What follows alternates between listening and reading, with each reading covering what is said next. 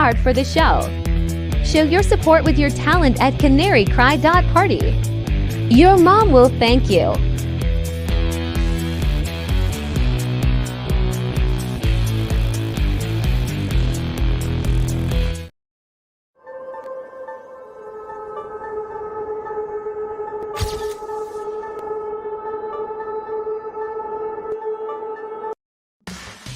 Razzle Dazzle. It's Body by Basil, the new exciting fitness craze that will get you Canary Cry swole in no time at all. Just listen to these quotes from our participants. My muscles are huge. It's all or Nephilim. You'll be an apocalypse warlord in no time. Don't wait. Order today and save 33% for just 4 easy payments of only $33.33. You too can have the body of a googly eye, VR headset wearing Nephilim warlord.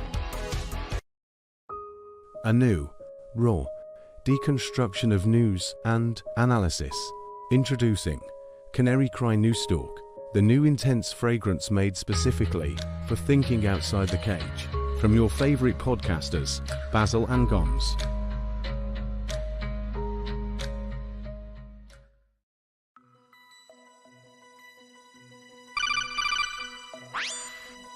Gons, can you hear me? I'm hearing reports about a prototype FLIPPY arm. Don't tell me. FLIPPY is coming for our jobs. That's right. You know what this means. Yeah, it's wake-up time.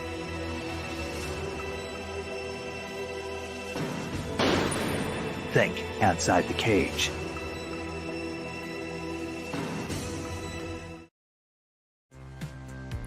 Hey everybody, you are here at the Canary Cry News Talk live stream, pre-stream. We're going to get the show started in just a second. If you are watching this later, not live, don't worry, just fast forward just a tiny bit. However, you might want to hear this message because I am talking about the Canary Cry News Talk text message alert system. That's right. Are you watching this later because you didn't get a notification to watch it live?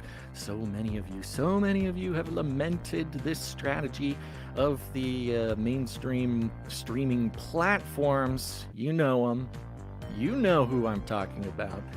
And maybe they're just not sending you notifications. First of all, make sure you turn on notifications. Hit that little bell or whatever on whatever platform you're listening to. Make sure that's turned on.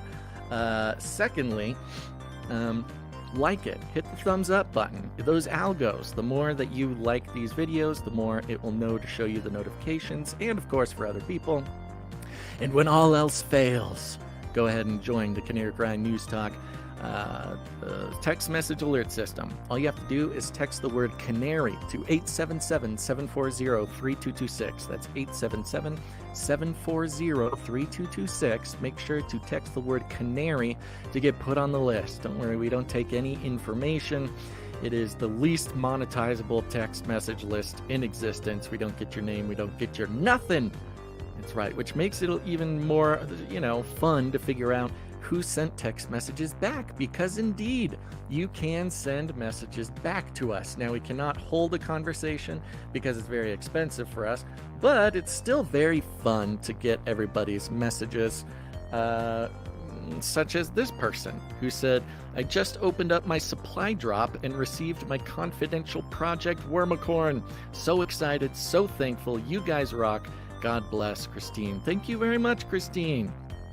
Let's see here. Somebody says, oh gosh, the texts are rolling in. Praying for you guys, says Marie. Let's see here. Yes, even this. Someone. See, they're getting the messages. They know what's going on. Somebody just said, hey, with a period. Undoubtedly just testing to see if I'm reading these or not. Let's see here. Anybody send some scripture? Gotta love some scripture here. Oh, somebody said Gons. Oh, wait. Somebody said Basil. Just wanted to say I'm praying for all you are going through. Been listening since around episode 30 of CCR. Holy smokes. Probably about a decade this person's been listening. And really value how transparently you and Gina share your journey. Psalm 37 for this season, brother. And of course, they followed up, Gons, not Gina. Unless there's your emu lady. An emu named Gina. That's not a bad idea. Let's see, we got 43 seconds. This is coming from someone sent 1 Peter 4, 7 through 11. The end of all things is near. Therefore be alert and of sober mind so that you may pray. Above all, love each other deeply, because love covers over a multitude of sins. Offer hospitality to one another without grumbling. Each of you should use whatever gift you have received to serve others as faithful stewards of God's grace in its various forms. If anyone speaks, they should do so as one who speaks the very words of God. If anyone serves, they should do so with the strength God provides, so that in all things God may be praised through Jesus Christ. To him be the glory and the power forever and ever. Amen. Thank you very much. Get on that list, folks. And we're going to start out the show with a pre-show prayer. Hello, guys. This is Anthony H. And I just want to say thank you as always. And we just love you so much. And I want to say a little prayer. Heavenly Father, we thank you. And we come to you humbly, Lord, in Jesus' name. And blessings for Basil and Gons, Lord, in this Canary Crime Ministry. And, all that they do, Lord. Blessings for their families and their homes, and just bless them financially, physically, Lord, spiritually, Father, and all that they do, Lord. And we just thank you so much, for the Canary Cry Ministry. And so blessings for all the producers, Lord, and everybody who helps to make this show possible. And, we just thank you for hearing all the prayers of, all those who need prayer requests. And so, again, we just thank you, Lord, for this humble community that comes together. And we just ask your blessings always, Father, over everybody. Again, Lord, in this community, in Jesus' mighty name. Amen. Amen. The world is getting crazier. People are acting more and more insane. The end of the world is tomorrow. Tomorrow. There's only one thing to do when the world is falling apart. Listen to Basil and Gons as they discuss this week's news and events through the lens of Bible prophecy. You are listening to Canary Cry News Talk. You're listening to Canary Cry News Talk. Today is June 5th, 2024. We are live to tape on episode 746, and today, Deepflakes. And signing on from off the grid, Razzle Dazzle, I'm your best buddy Basil, and you are not crazy. And my name is Gons, director of the Age of Deceit films, your favorite Asian provocateur for Christ, live to tape from California, where the news scum lives, to bring the best news, which is the gospel message of Jesus Christ, while reporting the egregious with a well-rounded, biblically grounded take on world events. And today's emergent phenomenon, flakes. Flakes. There's frosted flakes and corn flakes. We went through a whole period of snowflakes, not just the ones that fall from the sky, but the people that were labeled snowflakes. Mm-hmm. And now we have deep flakes. I love it. I am 99% sure we have used the episode title Deep Flakes before. Hey, but it's good. I thought about that. And actually, let me check real quick, because it did occur to me that it's possible that we used it already. Yeah, well, that's okay. It's just so good. I mean, it's genius. How could we possibly use any other name? This whole podcast should be called Deep Flakes. I just bumped my gain. I tried to get it back to normal. Do I sound okay?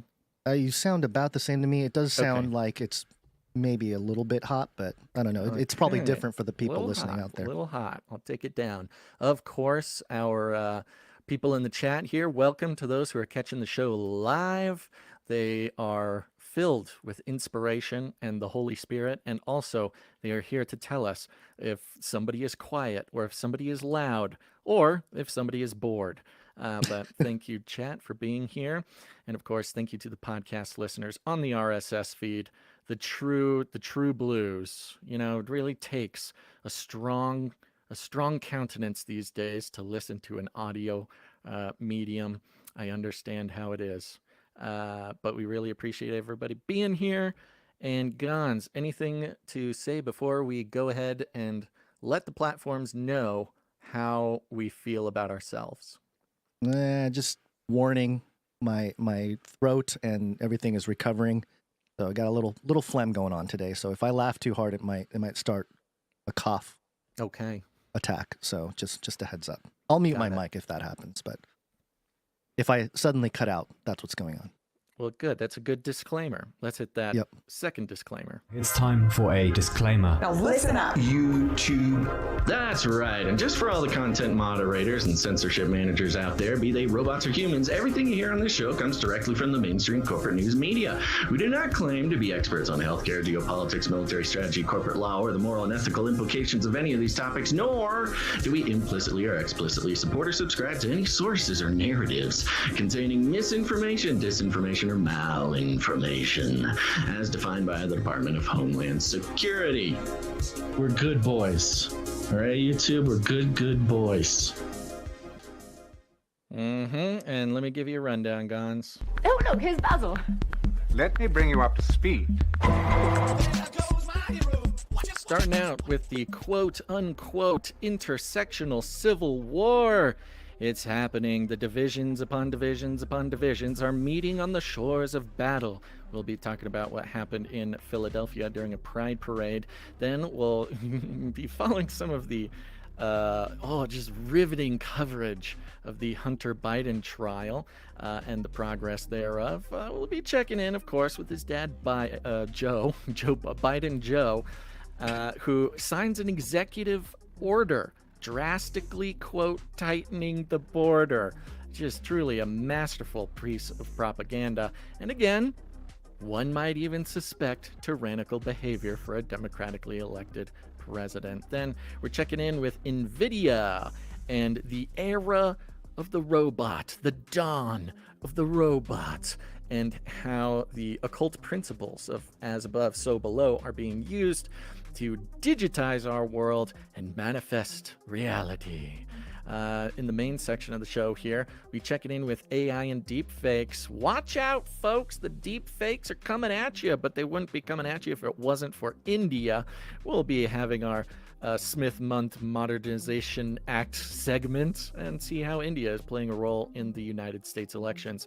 And then, of course, the Justice Department deepfake concern has become a very effective excuse for the government to keep their secrets. And at the end of the show, Nephilim penguin, humongous fossil egg found in Antarctica. What could it be? When is it hatching? And who is its mother? But first, Guns, our lead stories. And you shall hear wars and rumors of wars. Are you even woke? Woke up, man.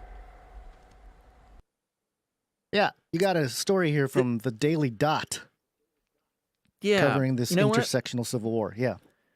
May I go ahead and do this one for you? Of course. Because you got the other ones. This is hilarious. This actually popped up, I believe, after Monday's show, and I just couldn't resist.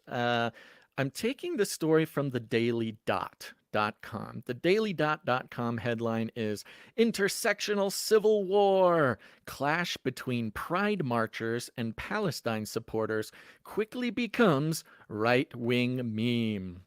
So you'll notice by the headline here, the news is not that Pride marchers and Palestine supporters clashed. The news is it became a right-wing meme. And the article goes like this. Right-wingers are reveling after pro-Palestine protesters blocked a pride parade taking place in Philadelphia on Sunday. The LGBTQ celebration, which came at the start of Pride Month, capitalized, was brought to a halt as hundreds of pro-Palestine protesters blocked the route, and some holding a fake blood-splattered pride flag that read, quote, "No pride in genocide." The protesters called out the marchers. I know, it's a good, I don't know if they were chanting it, but somebody was very proud of that flag. Was it somebody at the CIA that made that flag? I don't know. They have some very creative organizers over there, but certainly effective. That flag made it into every single piece of coverage for this article or for this story, and it's very interesting. Of course, this was covered across the board.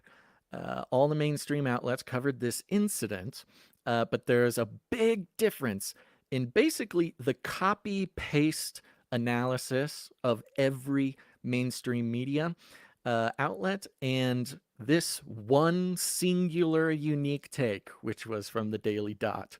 And of course, the Daily Dot is employing a very a classic yet strategic way to report any sort of news, which is to report on what people on social media say about it. The news is social media said something. The protesters called out the marchers and pride parades in general as, quote, a public relations instrument used by the state to divert public attention away from ... violent repressive policies. Both Pride Month and pro-Palestinian demonstrators have become frequent targets of criticism from right-wingers online, with the group Queers for Palestine in particular drawing much mockery. Some claimed Queers for Palestine were involved in the protest, though those reports are unconfirmed.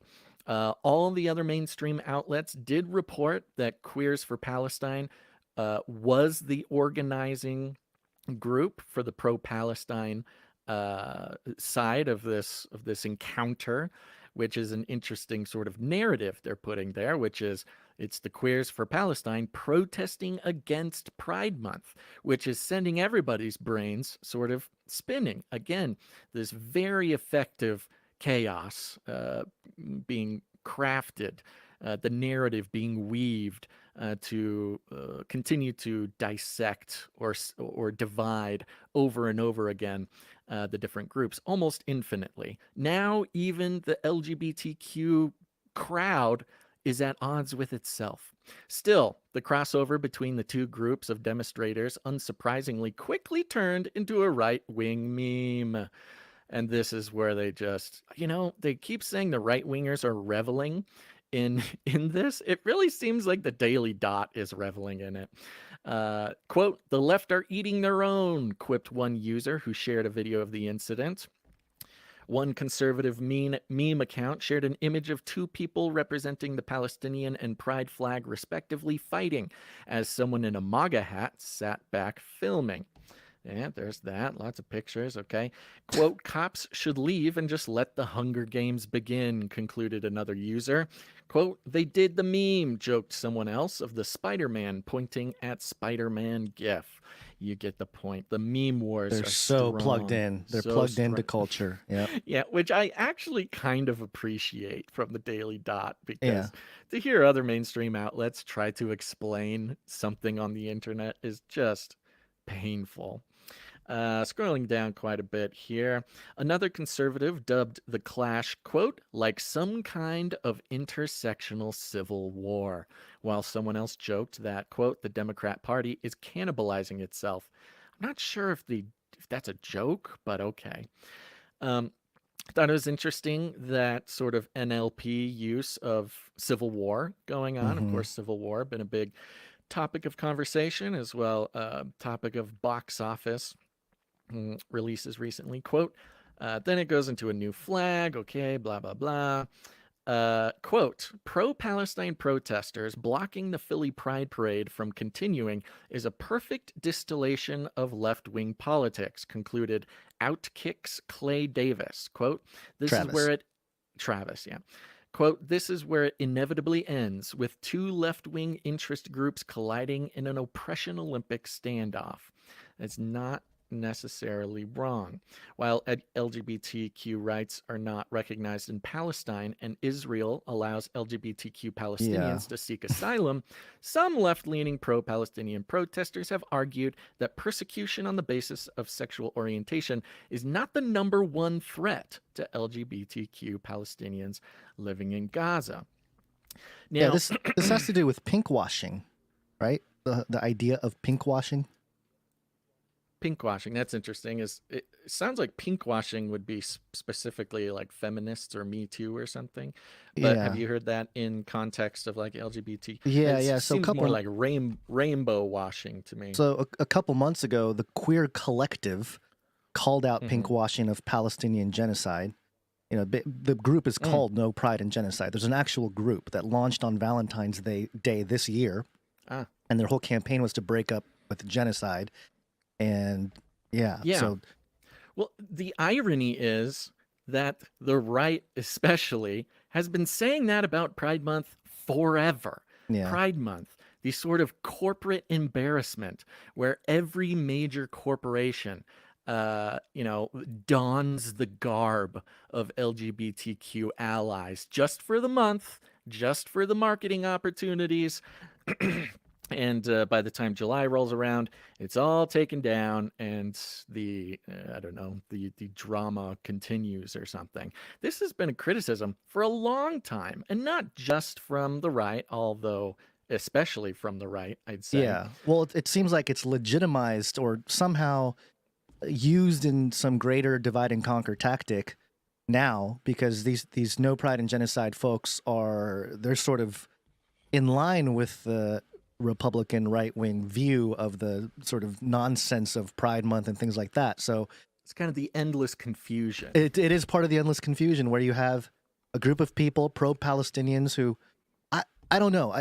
It's that topic alone is just it's a longer conversation. But if I'm making sweeping generalizations, it seems that even within the right, there's a divide between sort of your anti-war folks who may lean into pro-Palestinian sentiments and your outright just, pro-Israel Zionist types. That there's a lot of those. But it's just another one of these issues where this seems to be a theme throughout the last year, where you take these very clear lines between sides and you draw like if there was a vertical line, you draw a horizontal line through it. Right. And it just makes another divide within. And yeah, I guess you can say from the right, it's, oh, look, they're eating each other. But really, ideologically, when you look at it, it's like, no, they're just kind of taking on arguments that the right had and using it for their own, no pride in genocide, pro-Palestinian message. Right. And again, it's just a big ball of confusion, but really it's just a divide and conquer. And one very interesting thing, I mean, this group, the Queers for Palestine group, has been especially sort of targeted for a lot, obviously, because it's against the law in Palestine for anything but, whatever the Quran calls for. And, the irony of that is unstoppable. It is sort of just a momentum building irony that just gets more ironic the more you look at it. But I kind of give it to this group right now, because they're putting their anti-war sentiment, which is a sentiment a lot of us could agree is more important than LGBTQ stuff. War as a concept, kind of has a little bit. But it's a war weight. by identity, Basil. So in one way, Queers for Palestine is sort of dodging maybe the more obvious criticism of themselves by protesting the LGBTQ community, or at least Pride Month parades, in favor of their anti-war stance, which, I don't know. It's at least an effective moment, I think, in their group. Now, jumping over real quick. Sorry, I dropped another link in the private chat. You don't have to pull it up if you can't. But just to give you an idea of some other stuff being reported about this is coming from National Review from MSN. They have this quote here. It says, quote, "Queers for Palestine PHL calls on all queer and trans people to denounce capitalism, colonialism, and empire as anti-queer and organized to bring about an end to the Zionist occupation and to all systems and entities which enable and normalize genocide." The statement says, quote, "Pride," in quotes, "cannot be separated from our current political and economic climate." And so there's an interesting, again, it might be a little bit like the Spider-Man meme where he's pointing at himself, but to point out correctly something that I think the right would agree with, which is pride parades and, Pride Month Inc. type of demonstrations are exactly that. They are a reflection of capitalism and maybe what they would call colonialism and empire. The football players started corporations. Wearing pink socks, and that was for cancer. That was for breast cancer and stuff. But yeah, similar in nature. Pride Month is a marketing event every year. Right. Where all the establishment powers can come together and use a small group of people to gain power and money and good PR. Now here's these are just the queers with just they have their priorities in order. Let's end genocide first before we start asking for some kind of justice with the whole situation with the queer situation. And that's the interesting part about this, because if you now, first of all, right off the bat, yes, it's really fun to make fun of this, and it's great, and it's sort of cathartic to see this and to comment on it.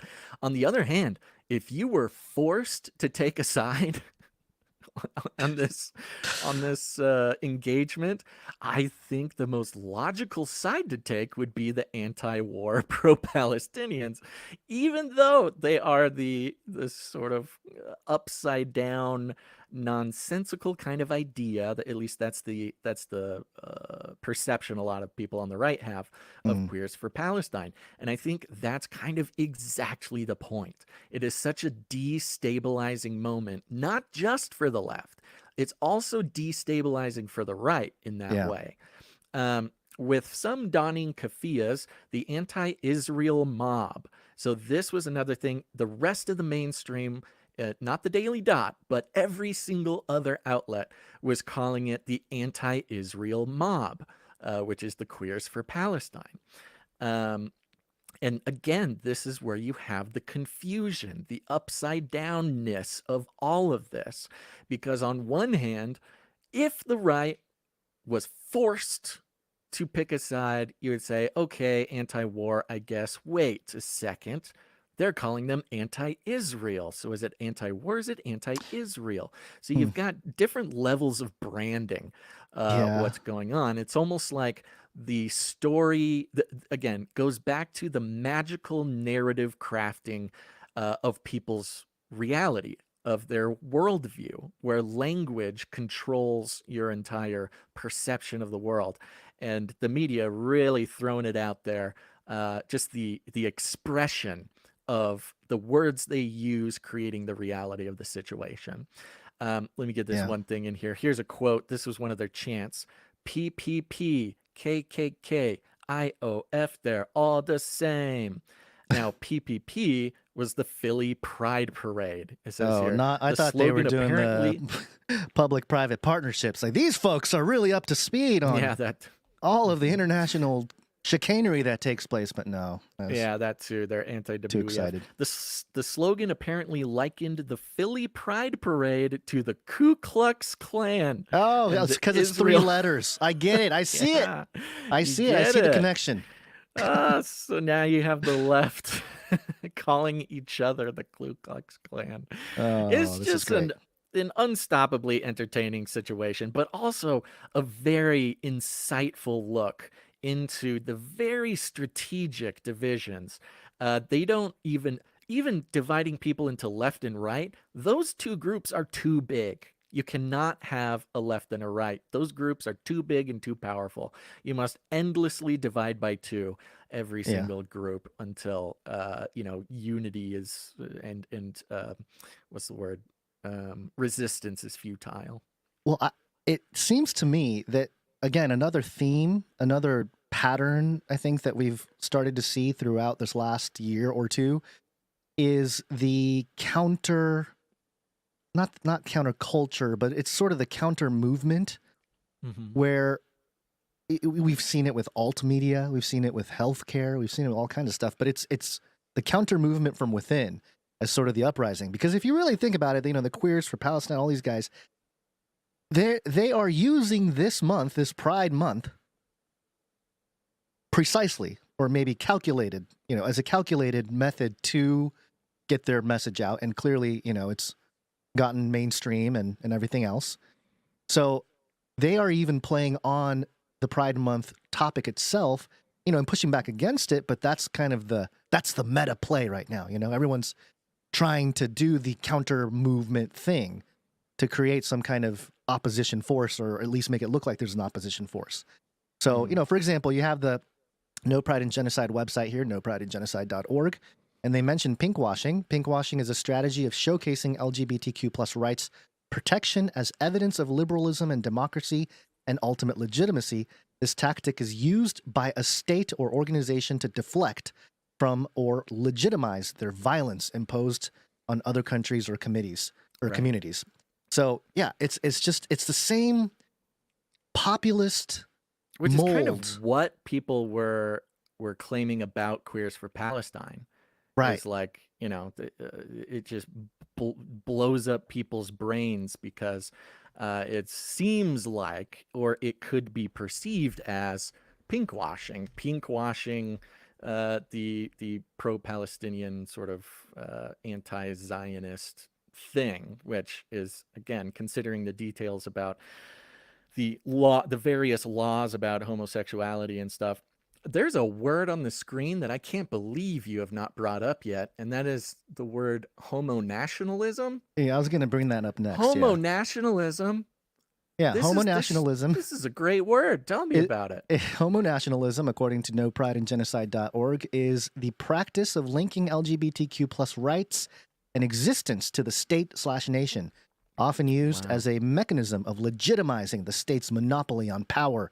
Homo-nationalism justifies the systemic oppression of marginalized folks within the queer and trans community by means of, quote, protecting the security of the nation. So they're even calling out this whole idea of having a Pride Month and everything as just a propaganda thing, which again, they seem to be up to speed on some of this, which I think is, again, it's a populist.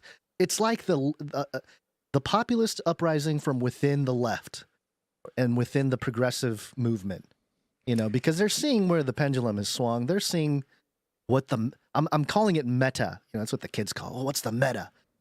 And that's what it is. It's this whole pushback against the system thing. Now it's totally mainstream to the point where you have these people pushing back against the state, the nation, the idea of a corporation, everything. I mean, which they've kind of always been. That's what I mean. It's just I kind of got to give it to them. Like, I kind of got to give them credit. Calling out give him credit. I get that.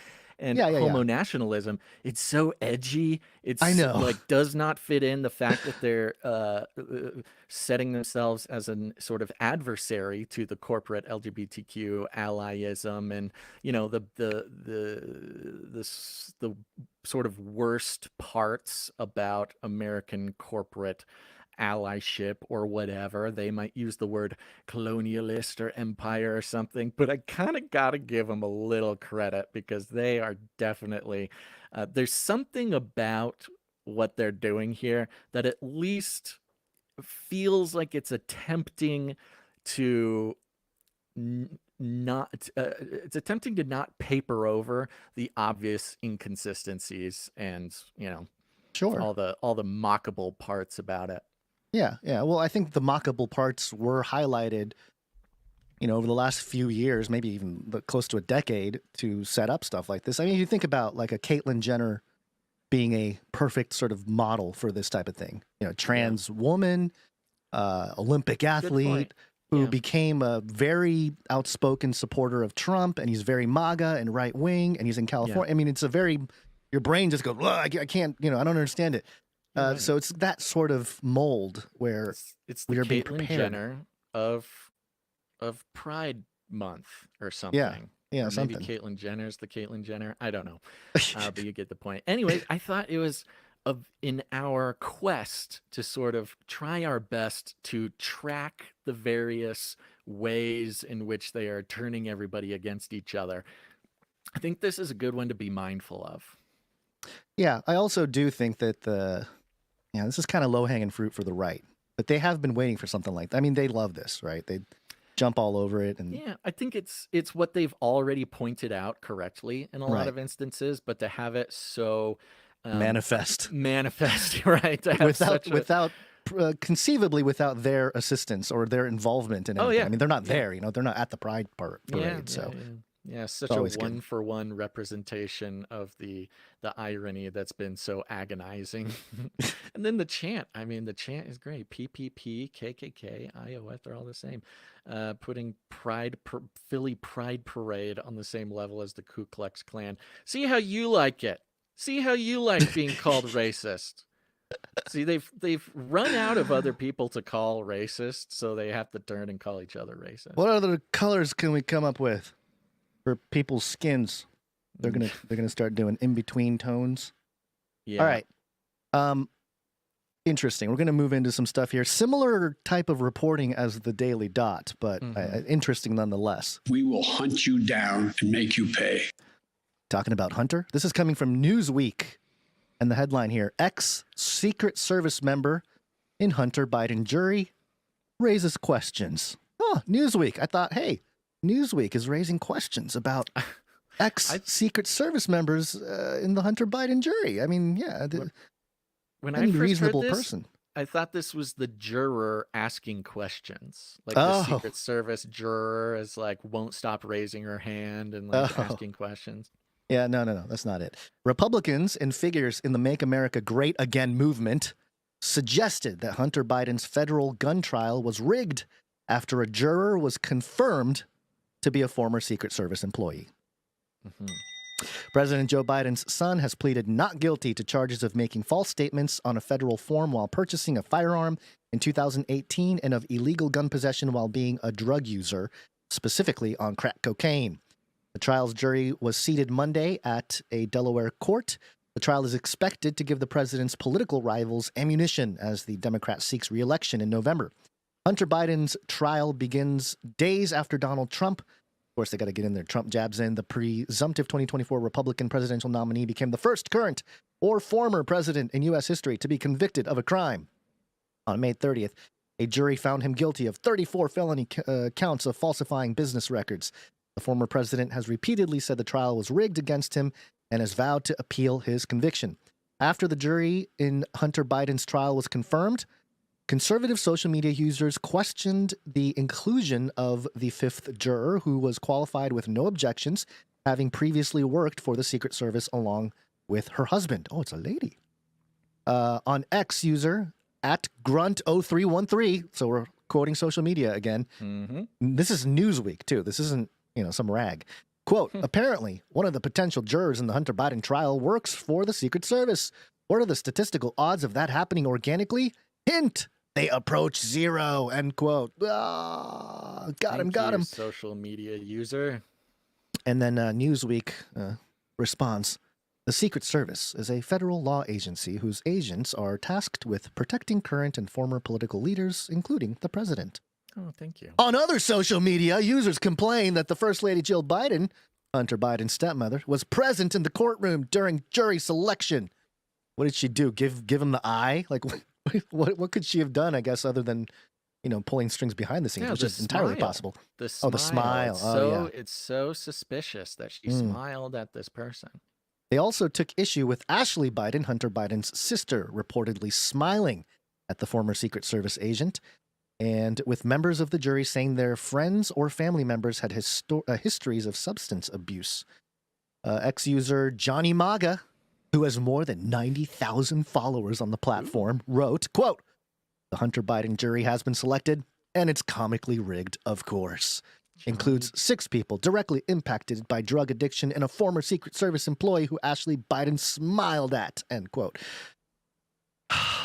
It is a little tiring after a little while. Well, just reading I mean, social this is media a posts. big thing. This is the courtroom drama script. This is now how the mainstream media is able to keep content coming out and try to get the clicks. They base everything on social media. There's no actual reporting here. They're just referring to social media accounts and their comments. They did say they confirm it is a confirmed fact about the Secret Service or the ex-Secret Service. So there's that. I mean, they didn't provide any sources. They confirmed it. Somebody confirmed it. Somebody confirmed it. Quote, another juror worked for the Secret Service. Her husband is still in the Secret Service, Waters said. Ashley Biden reportedly smiling. It's the same kind of thing over and over again. And it says here. See, I'm not sure. I'm not totally sure how the juror being in the Secret Service or formerly in the Secret Service or husband in the Secret Service, I'm not seeing the direct line drawn between that and pro-Biden. I guess maybe because Biden is the current president, the Secret Service would have like a legal obligation to be pro the office of the president, but I'm sure there's some Secret Service or ex-Secret Service people who are fans of Trump. He also of course. still has Secret Service. I mean, there is the concept of a white hat versus black hat intelligence war, civil war that we've touched on and other people have talked about for the last probably decade. So there's something to that, but we don't have any details other than she's ex Secret Service and her husband is still in the Secret Service, according to Newsweek here. It says here Newsweek has contacted Hunter Biden's legal team for comment via email.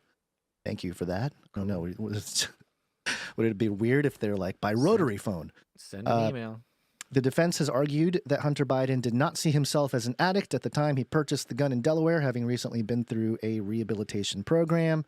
Yada, yada, yada. They talk about Hunter Biden. A lot more time on Hunter Biden and his sort of, it's more of a sympathy thing for Biden. It is interesting because I don't exactly, or at least until this article, I wasn't exactly sure what this trial was even about. Yeah, well, but it's the gun in the trash can. Right. That has nothing to do with all the other stuff going on. Right. Opening statements in the trial are expected to begin Tuesday, which was yesterday, and Hunter Biden faces a maximum of 25 years in prison if convicted. Yeah, right. So there you go. I mean, that's pretty much it for the Hunter Biden. And again, Newsweek, sort of look, if it is true or there's anything to this, then it should be a little bit concerning if there's smiles being done between people that shouldn't maybe know each other or something. And you're talking about a moment in American history where the general public is very skeptical of the legal system. And, last episode I had mentioned, hey, if they really want to put, the right-wing voters into a blender, then they can convict Hunter Biden or get him on something. And then, you got a confusing thing going on where the right wing are like, the justice system is all corrupt because of Trump, but then it works for Hunter Biden. But clearly that's not the play here. It looks like the play is, no, just get the rest of the country really, really upset that our entire judicial system is totally corrupt. The play is report on social media accounts. Well, Newsweek's play is, report on social media, report on this from what the right-wingers are saying, the MAGA crowd is saying, and just not even address the fact that it might be a concern just in general, even if it was or wasn't. Well, that's kind of that's the strategy. You don't have to report on, you don't have to analyze, you don't have to report on stuff if you're just relying on social media. And I think the fact that it's all reporting from the right-wing social media is interesting. Yeah. I mean, the conservative pendulum swing is undeniable now.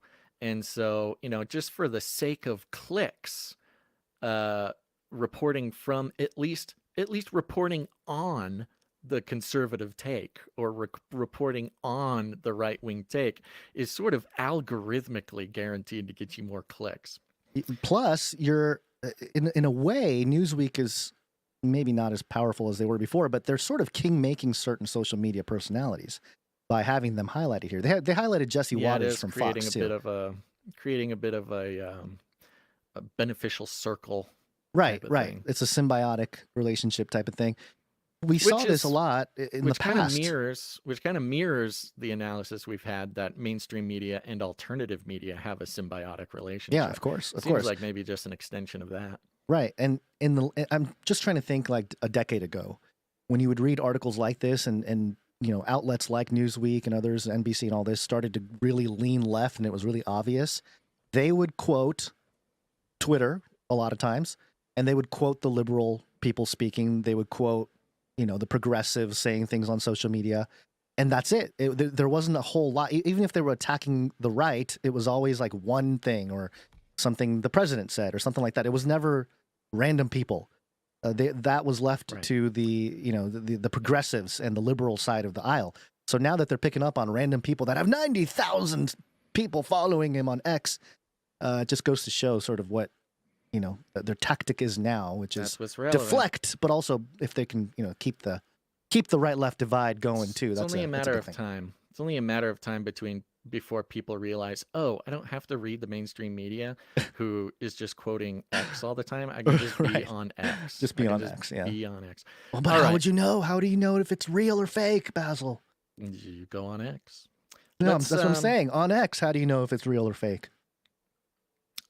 The same way that the mainstream media knows. Oh, they don't. Okay. It's just whatever X says. That's the truth. All right, let's keep going. Let's hit. Let's see what's up with Daddy Biden.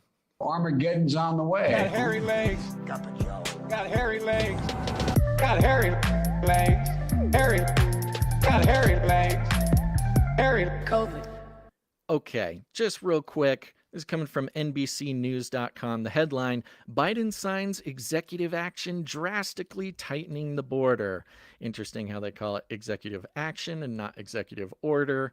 There's a bit of a I don't know, de-escalation, because they don't want him to sound like some sort of tyrannical dictator who goes around democratic processes to have his own will put on the people. No, it's just an executive action. He's the executive and he's acting.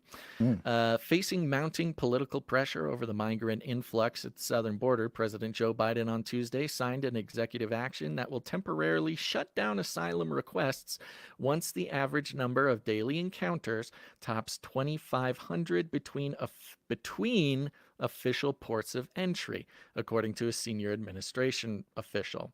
And now, that's good. He's shutting down the border. Oh, yeah, he's so tough on, I mean, this is hilarious. For those who remember the law that did not pass, which was basically saying to do the same thing, the numbers were a little different. It's being presented as Biden is clamping down on the border. He's putting a cap on 2,500 illegal immigrants. And then after that, they have to wait till the next day to come across. Do they?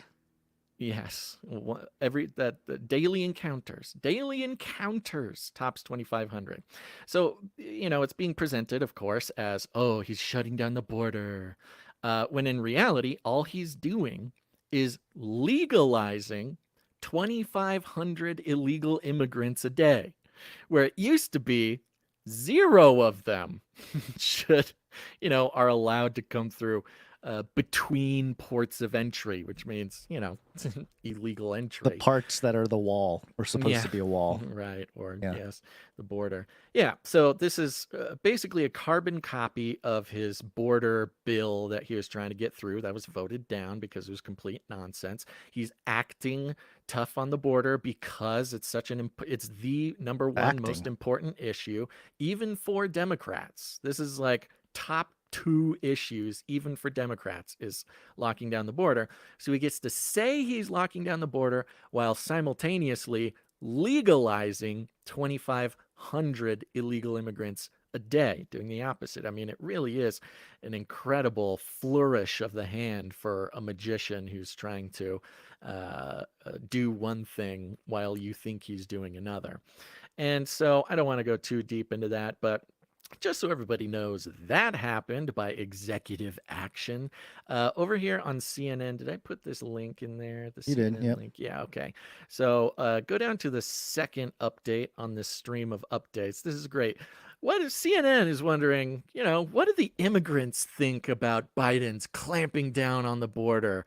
And it says here, some migrants tell CNN they are unconcerned with Biden's executive action on immigration.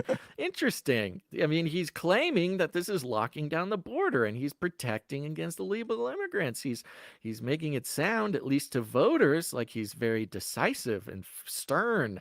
But the migrants are unconcerned. Because exactly the reason why Joe Biden wants them to be unconcerned is because, hey, if you don't get in the first 2,500 illegal people today, just wait till tomorrow. You can cross. They'll let you right in. Some migrants on their way to the U.S.-Mexico border don't seem to be too concerned with President Joe Biden's executive action on immigration announced on Tuesday. Quote, the U.S., have been saying the same thing for a long time since Trump was there. They are saying that the border is going to be closed. They are saying that the border is going to be closed, which is exactly what they're doing, saying it's going to be closed while technically opening it up and giving asylum to people. Said one migrant CNN en Espanol spoke to in Tuxtla, a city located in southern Mexico, state of Chiapas. They built a fence, they built the wall, but still the amount of people that come from our countries is too large, he added. One migrant said the U.S. can make any, quote, decision they want, but, quote, we are going to try to reach the goal. Quote, just like when we knocked down the doors of Colombia, Ecuador, Chile, Brazil, Peru, Spain, and so on, this is never going to end. This is a process of many years, he said. Oh my gosh. Sounds kind of threatening. You can't stop us. Another migrant expressed concern about the actions of the U.S. and said that after crossing the Darien Gap in several countries, it would be, quote, hard to have the final border they need to cross shut down. The final boss. Shut down. Well, have I Shut got down. good news for you? Shut down. You know what? I went back. I read the sentence again from NBC News just one more time. You know, President Joe Biden on Tuesday signed an executive action that will temporarily, so this is not a full-time thing, temporarily shut down asylum requests.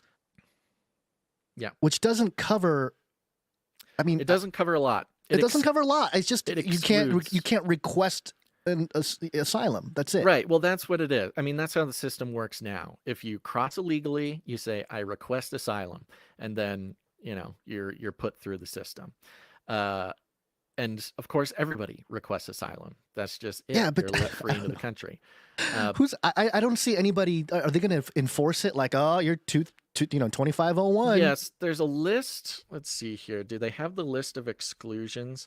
There's a list of exclusions to this number. One of them is minors, which means anybody under 18, which, as we've seen, there's been like 35-year-olds being like, no, I'm 17. Yeah. And they just get let in. They don't have any ID. They don't have anything. They just say they're 17 and they get let in. It excludes like human traffic victims. It excludes it excludes like a dozen types of people. So this 2,500 number, it means nothing. It means absolutely nothing. It's a sieve with humongous holes. Yeah. I mean, just like the border bill was, and it's doing exactly the opposite of what it says that it's doing. But now we don't need the permission of the voters. We don't need the consensus of our lawmakers. It's just Biden with a pen. And, you know, none of us are surprised. We kind of had the idea that this was going to be going on. But don't worry, the migrants are unconcerned. Nobody, if the migrants are unconcerned, you know it's going to be effective. Thank you, Joe Biden. You know, it's a Wednesday. It is Wednesday, my dudes.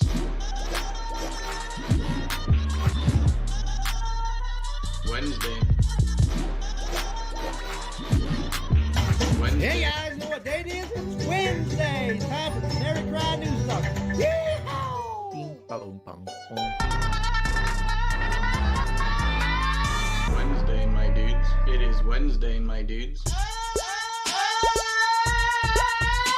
It is Wednesday, my dude. Really? The screams, the Wednesday screams. We all feel it. We all know the Wednesday screams.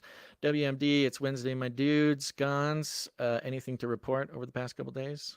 Other than I believe we are pretty much about to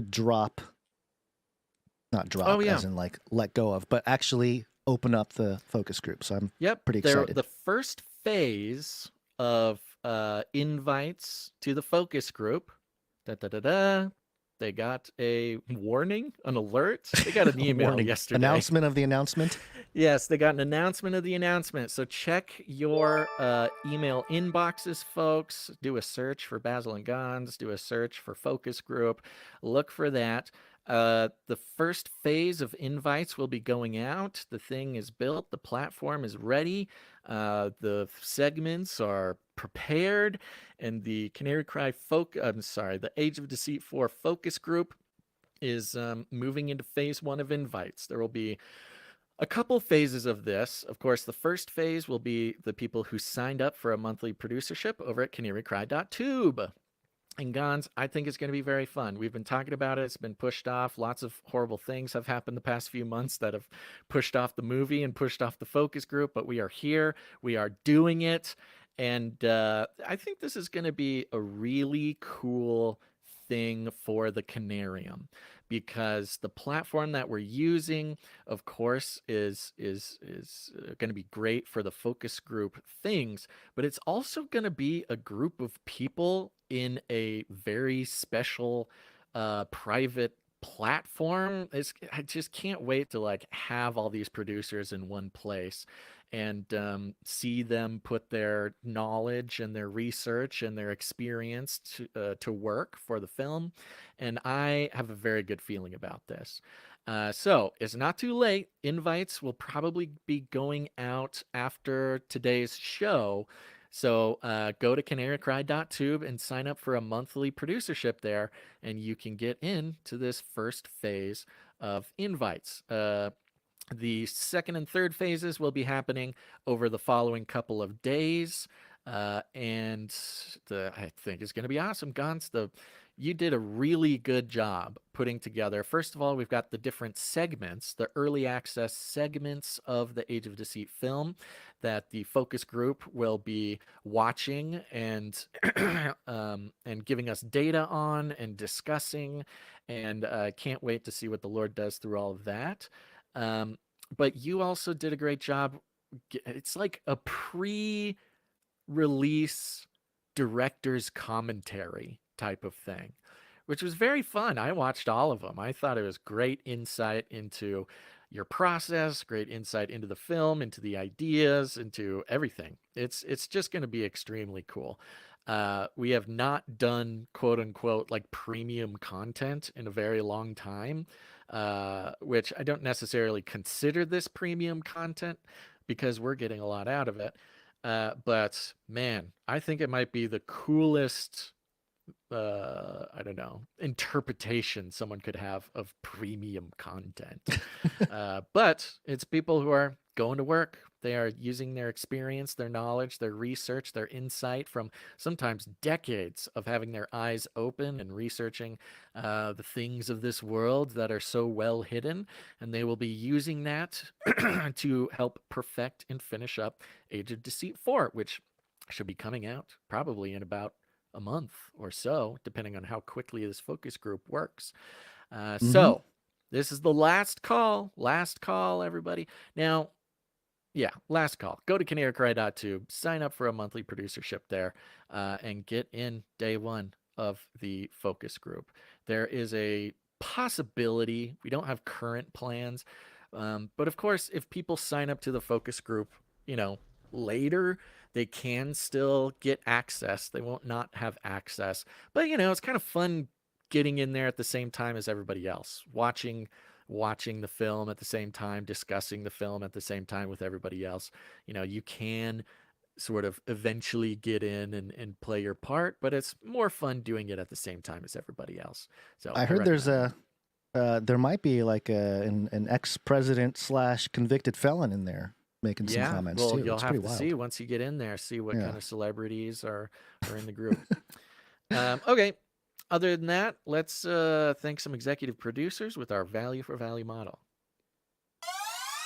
Executive producers.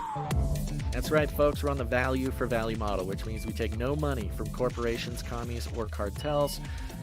We simply provide as much value as possible, and if you get any value, it is up to the Lord to help you recognize that the only way that this show continues in any form is with the participation of you, the producers, in keeping it alive. And you can do that with your time, your talent, or your treasure. Lots of different ways to do it. If you got some time to help us out with back-end processes and projects and put your skills to work, whatever your vocation may be, that's a great way to do it. We always need more people.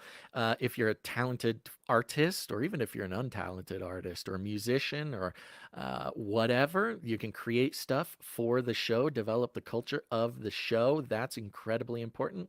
Or if all else fails, you can support us financially, which is, of course, an essential part of keeping the show alive. And you can do all of that, or you can learn more by going to canarycry.support.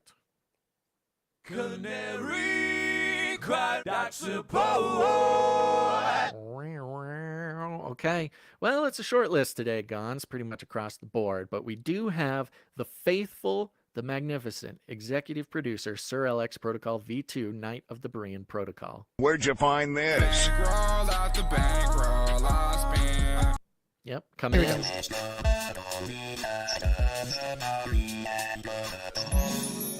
Thank you, Sir Alex Protocol. And as everybody knows, the executive producers are producers who support the show for $100 or more for any individual episode. And that's why we thank them here at the top. And thank you to Sir Alex Protocol V2. This is his 296th episode supporting in a row and 96th executive producership. We have got to get on the 100 executive producer streak. We got to do that now. We got to put it on a list. And we got I see Jonathan F in the chat, so he'll get the memo. Doing it, Jonathan F. We need a 100 executive producer jingle. We need it before 100 comes. Let's give it a try. Jonathan F will do it. He's great. Yep. Okay. And we did have one anonymous executive producer come in, Okay. but they are so anonymous that I'm not even going to mention them. Thank you. Oh, wow. Anonymous. All right, thank Yeah. you. Did we, are we going to do that individual who gave us some crypto? I forget it was last episode or the episode before that. Yeah, we had one. Yeah, did you figure out who it was? I thought you had the thing because we I had know a note who it and was. I'm sorry. Do you know how much it is? It was like $99 or Got something it. at the Okay, time. yes. Yeah, let's add in. We'll add Okay. in a crypto executive producer, R. Grace. Where'd you find this? Bankroll out the bankroll I spent. Thank you, R. Grace. There we go. Thank you for reminding me of that. Do you have Yeah. a crypto producer jingle in there? Do I have it on I hand know here? it's so few and far I between. know. I but kind of it's nice moved to it keep away around. because it used to be a thing, but not that many people these days. If you give me like another 30 seconds, I could probably find it. You can play. Or now. Wait. Okay. What? I was saying you can play the wait jingle. Oh no. But Here. you can. I got it. Crypto?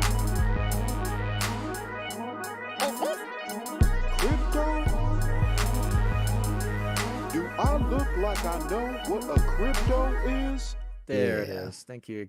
Crypto executive producer R. Grace. Yep. Dog. You know about dog? Is it a crypto?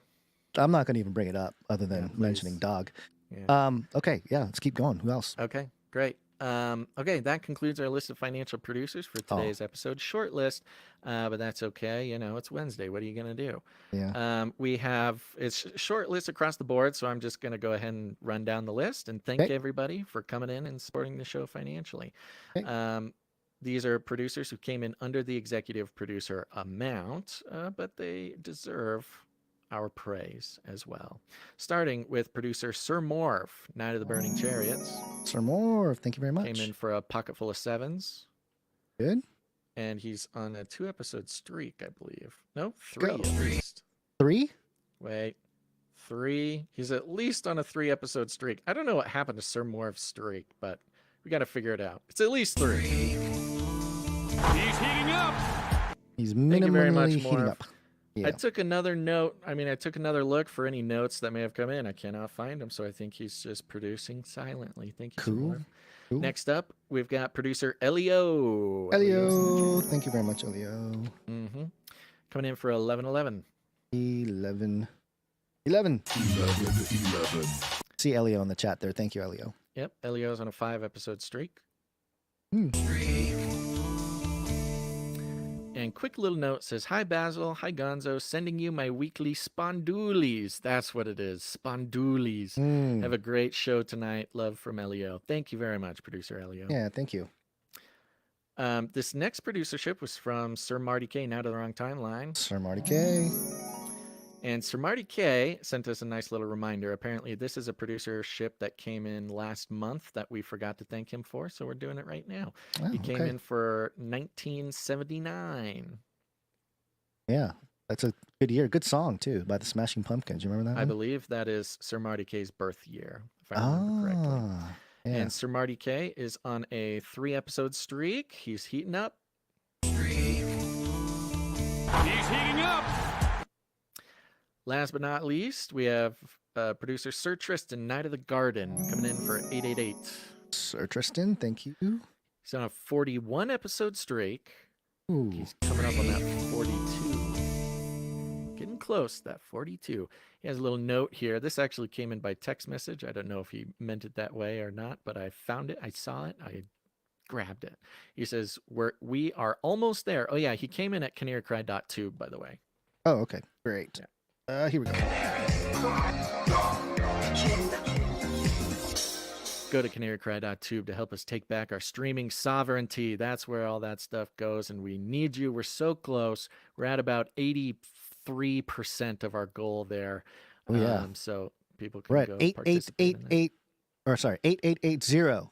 Oh, 88% then. Whee! 88. We're at 88.8% right now. Yeah, and by the way, if anybody hasn't done it yet, that's where you go. canarycry.tube, that's the URL. Sign up for a monthly producership there. Not only will you get access to the Age of Deceit 4 focus group starting very soon, but Sir Jamie, not the Lannister, will instantly double your producership. He is price matching people's monthly producership on that. So go do it. It's a great way to do it, and you'll get into this very cool group that we're putting together. Thank you, Sir Jamie Tris. is such a rock star. Yes, he is. There he is, our rock star executive producer. Sir Tristan, thank you very much. Thank you, Sir Tristan. All right, that's the list. Thank you to the producers. They came in over $7.77, which allows them to have a note read on the show. We do have some people who came in under that amount. We'll thank them and their streak in an expedient manner, starting with Doctor Who Done Dat, 96 episodes in a row. Whoa, what is that noise? I have no idea. Sounds like I'm hearing beeping in my ear. Are you Whoa, hearing it right what is going on? now? Yeah. Does anybody else hear it? I don't hear it. That is really bizarre. Like I'm getting scanned by a military drone or something. That is Do really you weird. see it? Is it showing up on your waveforms? Oh, let me see. Check. Is it showing I can't up tell. on the waveforms? I can't tell. Can't tell. It's too small. The waveforms. Check. Yeah, it might be. Read the signal, baby. It's kind of hard to see it right now, but yeah. Yeah. I don't know. Is Weird. it still going? It made a really loud glitchy sound, like everything was glitching, and then it I heard a went little something. Yeah, now I it's like beeping in my left ear. Weird. So weird. Still beeping, huh? Lightly beeping in the background, yeah. All right, you're getting Havana syndromed. You're getting Havana. I am getting Havana syndrome. That felt like something weird. Yeah, it literally felt like a drone attack. Yet another attack on the show. First, they started trying to drop, green screens on you. Green screens. I got a bloody nose. Now I'm Yeah. getting electronically attacked. Great. Getting Havana syndromes. Please pray for us and produce the show. Okay, so we thank Doctor Who Done Dat 96 episodes in a row. Thank you, Doctor Who Done That. Mrs. Tinfoil Hatman 57 in a row. Thank you to Mrs. Tinfoil Hatman. Oh, my Veronica. little magic jingles has stopped working. Maybe that has something to do with it. Maybe, yeah. Maybe they attacked my jingle board. Veronica Hold D on. comes in for 401 episodes in a row. Ring! Sir Scott, Knight of Truth, 437 in a row. Ring! Sir Casey the Shield Knight. Let's see if this works. Let's see. The Shield Knight. Oh, nothing works from this computer. Oh, that must be the trick. They just Good. nuked my trash can. Nuked the jingles. Wow. What in the world? This has never Fun. happened before. Is the computer still working? Is it frozen? Yeah. Everything looks fine. It just nothing coming out of my trash can Mac Pro is making any noise. Like I'm hitting buttons and stuff. Oh, is that it? There you go. There we go. All right. Oh, the beeping went away. Oh, thanks, NSA guy. You're gonna let us finish the show. Great. Sir Casey, the Shield Knight. 446. Thank you, Sir Casey the Shield Thank Knight. you, Now, Sir Casey. Gons, did you pick up the 444 jingle from Jonathan I did. F? Yes, I did. We gotta play it. We owe it to Sir Casey the Shield Knight. Here we go. There it is. There we go. All right. Oh, That's weird. it. Thank you to our financial producers for making this show possible. We appreciate it very much. Folks, you can sign up to support us on a monthly basis. Thank you to all of our monthly supporters. They come in all shapes and sizes. Of course, canarycry.tube. We have supporters that's coming in as low as $6.99 a month after they've canceled their Netflix to support streaming sovereignty. We've got the Canary Cry T-shirt Council, an illustrious secret society of producers who make decisions on the quarterly Canary Cry T-shirt, and then they get it as a free gift. You can go to Canary Cry T-shirt Council for that, or you can go to Canary Cry Supply Drop. The Supply Drop is for our most effective operators out there. They support the show for $33.33 a month, and every quarter we send them free gifts, a big old bag of free gifts, artist designed, producer produced, made in America, cool gear for Canary Cry News Talk and all affiliated media. It's very cool. People love it. Somebody even texted today and said they loved their supply drop. So you can go do that. You can learn all about that at canarycry.support. Yes, you can. Value for value. We take no money from corporations, commies, or cartels. Oop, that's not the one I was trying to play. This one. Canarycry.support. There we go. There we go. All Time right. for Flippy. Quick little Flippy. Here we go. Flippy update. Do you want fries with that? That's right, folks. It's time for the Flippy update. Flippy is our colloquial name for the disembodied robot arms that are taking our jobs, enslaving our children, and flirting with our spouses. We used talking about Flippy as a way to explore all the new, fun, and exciting ways that robots are taking over the world. Now there's nothing we can do about it. Today, DigiTimes.com. Fairly boring headline, but some interesting concepts. Nvidia CEO Jensen Huang heralds the dawn of the robot era. On the eve of Computex 2024, Nvidia CEO Jensen Huang declared that the age of robots is upon us, spotlighting two sectors with immense potential: autonomous vehicles and smart factory robots. He announced that Nvidia's systems would be featured in Mercedes-Benz, blah, blah, blah, don't care. Huang emphasized that humanoid robots, with their human-like appearance, are poised to be the simplest to use. Their design allows for extensive data training, which will enhance their perceptual and operational capabilities in the future. It's the dawn of the robots, and it's the humanoid robots. And what is a humanoid robot if not just an AI with two flippies attached to it? Industry experts concur, noting that humanoid robots, due to their similarity to humans, are better suited to adapt to existing environments. So remember the Flippy update where the experimenters realized that we're going to have to design our homes for our robots? Yeah. Much like cats, you tend to make design choices based on the cats you have. The same goes for the robots. Oh no, the robots will never work because people will have to change their homes. Well, this is Nvidia, which is the basically grandfather of all AI hardware and by extension robotics, saying, you know what? Nope, we're just making all robots humanoid because they can live in a human place environments. Many infrastructures, such as door handles and stairs, are designed ergonomically for humans. Therefore, designing robots from a human-centric perspective is the optimal approach for achieving comparable work capabilities. And of course, it's about work capabilities, Gons, because people are no longer, neither do they want to work, nor are they very good at working. Now, the whole presentation he made here was specifically about NVIDIA and its ability, something called Omniverse platform. Let me read this here for you. Huang cited several Taiwanese companies leading the charge. Foxconn, for instance, is collaborating with Siemens in Smart Factory in Mexico, utilizing NVIDIA's Omniverse platform to train robots and create digital twin factories. This approach optimizes plant layouts and production line configurations, significantly reducing costs associated with physical deployments and modifications.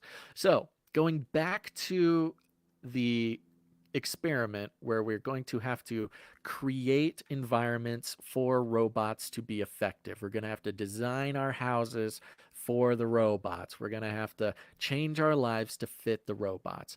This Omniverse platform by Nvidia is a very fascinating thing. What Omniverse does, for instance, in the world of manufacturing, Omniverse creates a digital replication of your factory down to the exact specifications, scans your whole factory, makes a digital representation of this factory. And so, in order to train the robots, your army of robots, we don't want them walking around in physical form, bumping into stuff, learning the hard way. Remember, most of this training happens in virtual spaces. And so what they are doing with Omniverse is creating a digital twin, creating a spiritual realm of your factory. And this is where the sort of occult principles of above so below, the sort of parallel between the digital world and the spiritual world, the man's sort of counterfeit of spiritual realities using digital realities. And Omniverse creates a exact copy of an environment in the digital world in which they can set free the AIs to learn how to operate in this digital world, going through it billions of times to learn how to act in that exact environment. Almost like they are letting the AI, a digital being, explore a digital version of the world before it is manifest in physical form.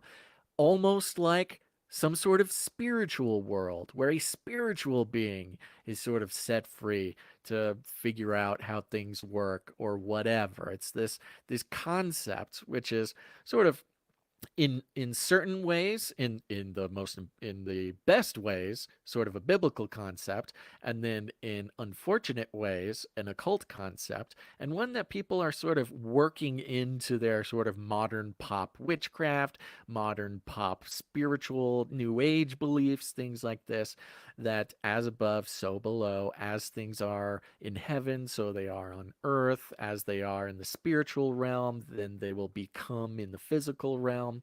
And the Nvidia, whose logo is the eyeball, the spiraling eyeball, of course, is creating this digital realm to train an army of digital beings that will soon inhabit physical form in the form of humanoid robots. It goes on. In addition to Foxconn, sorry, I skipped that one. A noteworthy inclusion is Giant, the only traditional industry player mentioned. Integrated by Chemneck, Giant is using Omniverse platform to create smart warehouses. This initiative integrates various edge AI robots and software, blah, blah, blah, blah.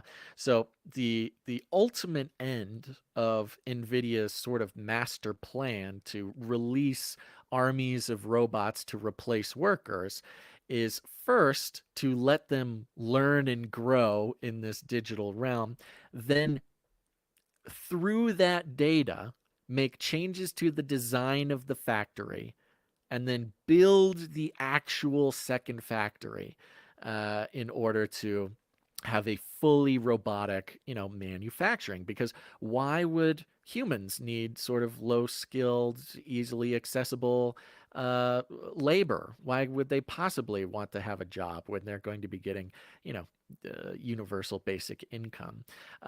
But one thing that I find endlessly interesting, and I might be the only one, but I do not think so, is the constant parallels between sort of spiritual reality and the technocracy, the sort of dystopian future being idolized by the technocrats and our sort of scientific priestly class, that when it becomes manifest, and it will become manifest, it will become physical reality, really spells the doom of not just, our jobs, but also of kind of what it means to be a human. The idea of labor, the idea of participating in the whole project of the human race existing.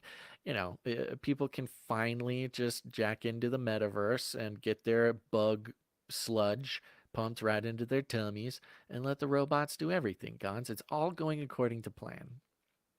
Well, I think there's many different angles to this, because everything you stated, I'm in agreement with, but I think you overlooked a pretty important part of this story, which is that Jensen Huang, is that how you say his name? Jensen Huang. He's in Taiwan doing this. Yes. And given the current situation with the microchip stuff there, I think this is a sort of not just a corporate move, but it is a strategic national intelligence move to get so embedded with Taiwan, and especially in this way, with sort of kickstarting the robot revolution on a corporate level. It makes sense, and there's a couple reasons why I think that. One, again, he's in Taiwan doing it. He's I don't know if you saw this picture, Basil, but Jensen Huang, this picture was going viral. It's a picture of him signing his autograph on a woman's T-shirt in a very mid-chest area. People love it's this sort guy. of it's sort of like the rock star thing, the rock star treatment. And he's wearing a leather jacket and the whole deal. They're king-making this guy. I mean, he's already very popular, obviously, but because of his ties, warlord. Well, as head of Nvidia, this is like he might be more sort of powerful than literally any American oligarch. I mean, none of our oligarchs have any power without what Nvidia brings to the table. No Elon Musk, no Jack Dorsey, no Mark Zuckerberg, none of them mean anything without the products that Nvidia creates. Right. I mean, without the chips that Nvidia makes, 90% of our electronics are just nothing. And so we have that picture, and then Nvidia yesterday, stock market value hit $3 trillion for the first time. It is the most, I think it is the #1 company in the world, right? In terms of market cap. Be surprised. I haven't seen that, but I would believe that if somebody told me that. Well, 3 trillion is, I mean, that's pretty big. Think of it this way. It's bigger than the entire market cap of cryptocurrency, the entire thing. I mean, Apple is 1 trillion, I think. Apple's 1, right. So, I mean, it's the more time goes on, the more this whole Nvidia thing seems like a long play, strategic move. Jensen Huang was born in Taiwan. It just seems like they've always known that it was going to get more and more tense, and eventually they're going to move in and, get in bed with him in a way that helps the technocrats to, kickstart this robot revolution, but also maybe help fight any kind of turf war going on with China. So I mean, people who are concerned that maybe Israel has an outsized impact or outsized influence on the United States, Taiwan has that, same impact or maybe not control is the right word, but influence over the entire world. The whole world. As we stated with their kill switch, Nvidia themselves could send the entire world back to the Stone Age with a kill switch on their chips. I mean, that's the entire human history could basically come to an end if Nvidia had a reason to do it. So, I mean, this guy is more than a rock star. He's more than an American oligarch. He's like a prophet. He is like a global emperor type of person. Yeah. Yeah. And I had a clip that I won't play, but there were young Taiwanese students and young men who were like, I look up to him. I want to work at Nvidia. This is really cool to see him in person, and very much so. It's like it's the whole thing. He's a big deal. Big deal. Tell me more about AI, Gons. Oh, you want to know more? You want to know how the government is handling AI? I just want to know. It's the only thing I want to know. Artificial intelligence. It's Latin for many. Politic. They'll suck your blood. They'll Politics. your blood. We are in deep fake. We are in deep fake here. NBCnews.com. Election-related AI deepfakes spread across India's social media. Interesting. India, huh? So I have a report here. For some reason, my video monitor thing is not working today either. A lot of technical glitches today. But I will figure out a way to play this through a not so conventional way, but I think it'll still work if I am not mistaken. Tell me if you can hear this, Basil. In a consequential year for... You can hear it? Is it doubled or is it just normal? No, sounds great. Okay, so this is the report from... in a consequential year... Oh my gosh, I'm so sorry. What is this person's name? I had the name here.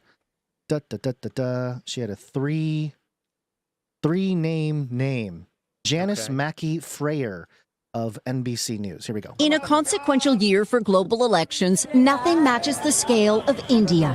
Nearly 1 billion voters and over 700 political parties. While election-related deepfakes generated by artificial intelligence spread like wildfire across Indian social media. Pause. You heard the words. If you're listening, especially, of course, you're listening to the words. While deepfakes of politicians spread across social media prior to the elections, the visuals to go along with that was something a little bit less intimidating, I would say. It is the meme of Little Yachty. Yeah. Yeah, it's a very popular meme of recent weeks or months or whatever. It's him. It's interesting because it's basically maybe, if not the first, the most popular deepfake specific meme. Right. It's a video where Lil Yachty, who is a rapper, he is walking out on stage, and it's a whole video, so you watch the whole thing. Yeah. He walks out on stage, and he walks down this sort of catwalk down. His fans are on all sides of him, and he does this funny dance. I mean, I don't know if it's meant to be funny, but I don't think it's funny. It's just, he does a dance that yeah. it kind of gives the impression like, oh, he's so comfortable on stage. He's so confident. Look at him go. Everybody loves him. And as a meme, people are deep faking other people onto Lil Yachty. Mostly everybody. Yeah. Like there's all kinds of deep fakes of, yeah. I would consider this maybe the first real popular deep fake meme, in that you can't make the meme because it's video with regular sort of means. You have to use deep fake or some sort of AI to do it for you. To do this manually would take days, honestly. I've done stuff like that. It takes forever. Who in India saw the Little Yachty deep fake of their political leader and got really excited and changed their vote? I mean, That's they may what have gotten really excited, but yes, it is obviously a meme. It's, again, the mainstream media just having complete cluelessness when it comes to what they see on the internet. Political parties. While election-related deepfakes generated by artificial intelligence spread like wildfire across election-related deepfakes. Indian social media. Little Yachty strolling down the catwalk. Media. Like this video of a politician who died in 2018 and was digitally resurrected to endorse his son. Hi, nice to meet you. It's the AI handiwork of Senthil Nagayam. His company is at the forefront of a thriving but loosely regulated industry here, using AI tools to create deepfakes, mostly for films. But at a studio in Chennai, he recorded my voice, took photos and videos, and in a matter of hours produced a deepfake of me. I'm Janice Mackey Freyer, and I'm not running for office. Well, you're gonna, for people just listening, this is her doing her deepfake thing. She's in front of a green screen. It's actually her. As the clip goes on here, they add the elements of deepfake, so it makes it look like she's at the presidential podium, and then they transform her into a different person. But I'm doing this political ad to make a point, to show how easy it is for la mia voce e la mia immagine da catturare in un computer. And with AI... Okay, so that was translated. It was my voice and image to be captured in a computer. Computer. And with AI tools, I can say anything to anybody in any language. Literally, you have been cloned. It's like we have a seed and we can plant it anywhere. And literally, it's like you've been cloned. Literally, you have been cloned. Literally, Basil. It is standard procedure for all new clones to be given tests. Clones? What about the other clones? kind of like literally been cloned. It is standard procedure for all new clones. Sorry, I didn't mean to go twice. It's like Nvidia's digital twin. Right. It's the same concept, yeah. Yeah. We can plant it anywhere and That AI-driven content is appearing in elections around the world could be a sign of what's ahead for voters in the U.S. There is also the risk of AI-generated content becoming a normalized part of the election process, as deep fakes are set to transform the landscape for real. Oh, for real, Basil. It's going to happen for reals. Yeah, so they use the fact that memes exist as sort of, I don't know, a warning that we aren't going to be able to trust anything, which is basically what we already know, but we know that this is being used to clamp down. Honestly, it's just going to be censorship. It's just going to be freedom of speech. It's going to be memes. It's going to be keeping technology out of the hands of people. That's the thing. It's going to also be twisting our information landscape and worldview to try to control us towards whatever ends they have. I think it's interesting how it's focused on India. Yeah. How it's a sort of India-based thing. Yeah. I feel that it could be a revelation of the method. Maybe this particular studio in India will be responsible for helping make some sort of deep fakes for the 2024 elections. So that's all I'm saying. I don't know anything beyond just speculating on that, but and it makes me wonder because of stories like this coming from usnews.com. This is related to the deepfake. Justice Department's deepfake concerns over Biden's interview audio highlights AI misuse worries. AI misuse worries. And it says here, releasing an audio recording of a special counsel's interview with President Joe Biden could spur deepfakes and disinformation that trick Americans, the Justice Department said, conceding the U.S. government could not stop the misuse of artificial intelligence ahead of this year's elections. So, okay, a senior Justice Department official raised the concern in a court filing on Friday that sought to justify keeping the recording under wraps. The Biden administration is seeking to convince a judge to prevent the release of the recording of the president's interview, which focused on his handling of classified documents. The admission highlights the impact the AI-manipulated disinformation could have on voting and the limits of the federal government's ability to combat it. A conservative group that's suing to force the release of the recording called the argument a red herring. Mike Howell of the Heritage Foundation accused the Justice Department of trying to protect Biden from potential embarrassment. A transcript of the interview showed the president struggled to recall certain dates. You remember this whole thing with the Secret Service and the handling and, his Corvette. That he's a stupid old man and right. Yeah. Tried. Yep.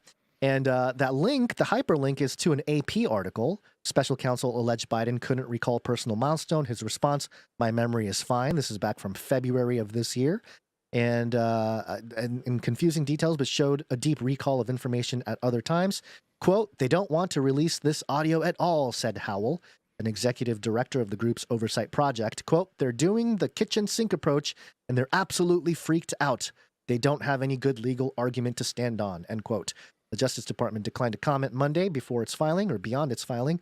Biden asserted executive privilege last month to prevent the release of the recording of his 2-day interview in October with special counsel Robert Hur. The Justice Department has argued witnesses might be less likely to cooperate if they know their interviews might become public. It also has also said the Republican efforts to force the audio's release could make it harder to protect sensitive law enforcement files. Okay, I don't know why that would be. During a hearing before... We don't want to release the real audio of Biden because we're afraid of deepfake audio of Biden. That makes total sense. Yeah, of course. Yeah, there's not enough audio of Biden to make a deepfake of him saying whatever at any point at any time.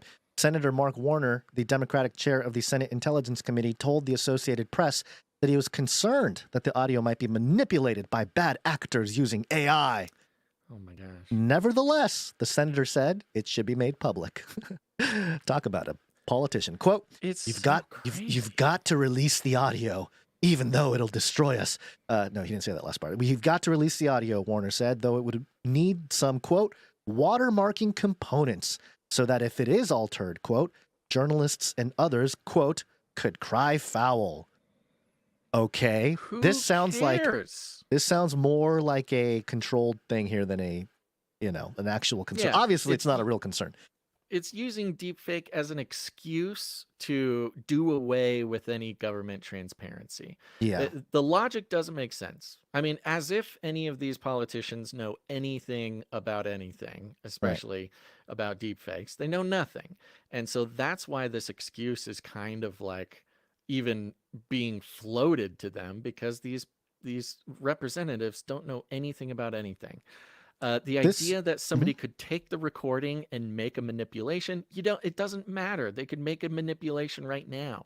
Now, how do we know that the actual quote unquote official recording that gets released isn't tampered with or edited? Or that's a good point. And that's kind of, I can give them this logic. I'm kind of disappointed that they didn't try to make this actual logical point.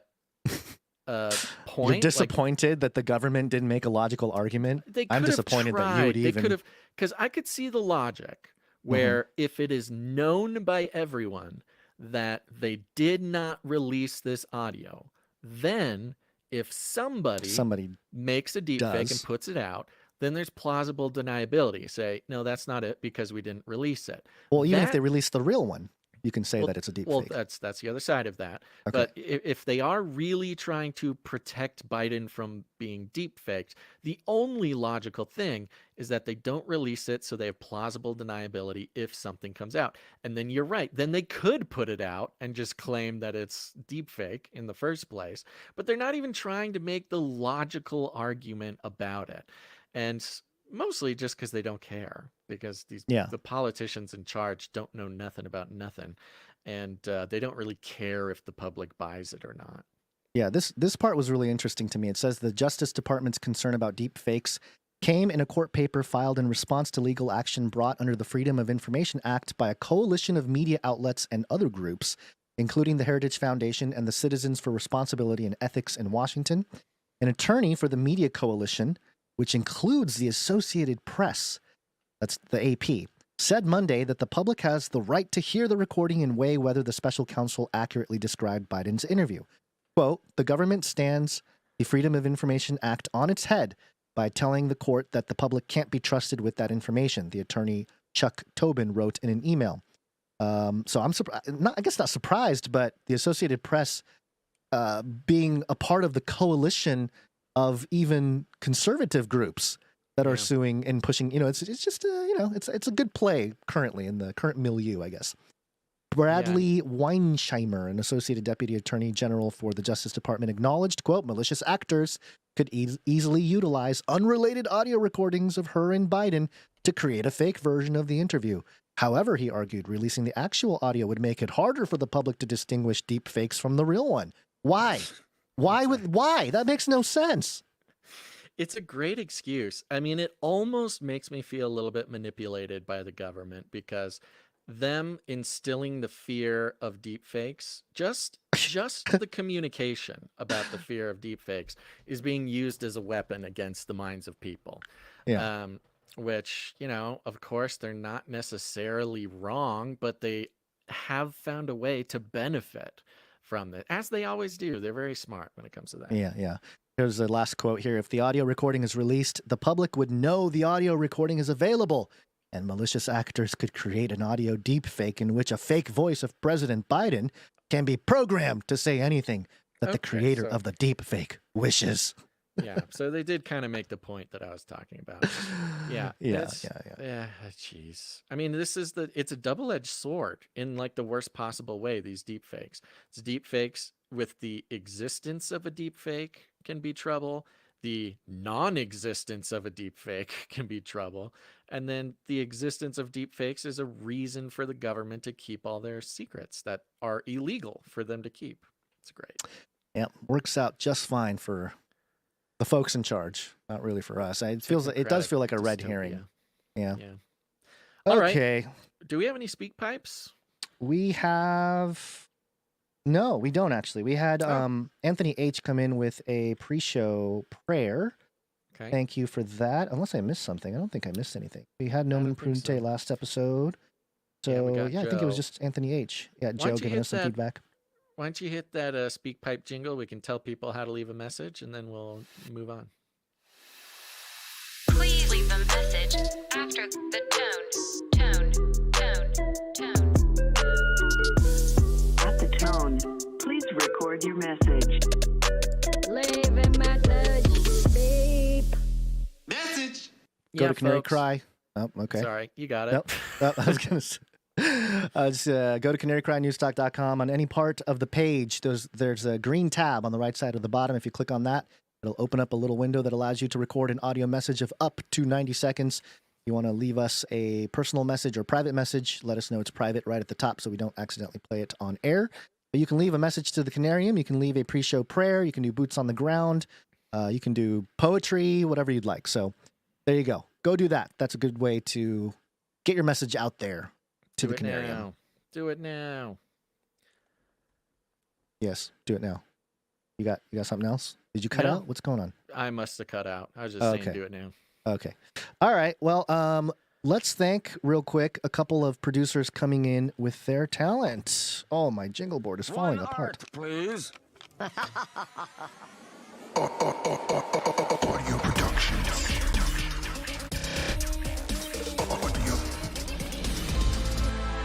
Oh my gosh. Sorry. Pressed like 8 buttons at once. Okay. Yeah. Sorry about that.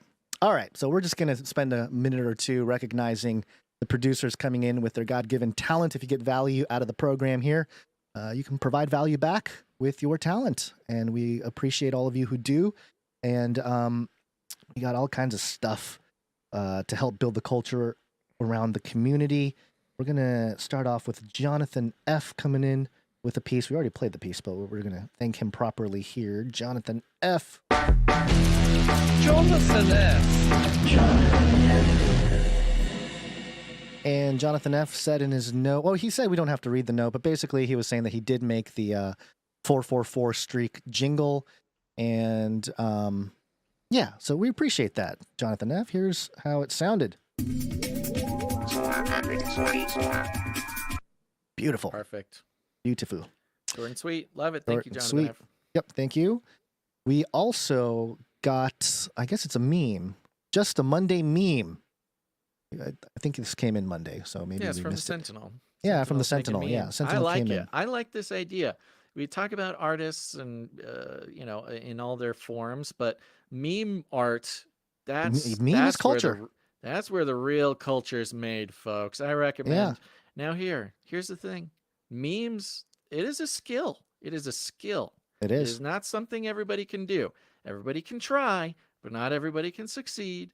Memes are a very specific art form, but it is open to everybody. So if people want to take a stab at making some Canary Cry memes, you are totally welcome to do that. And the Sentinel has done so successfully in the past, and he comes in again.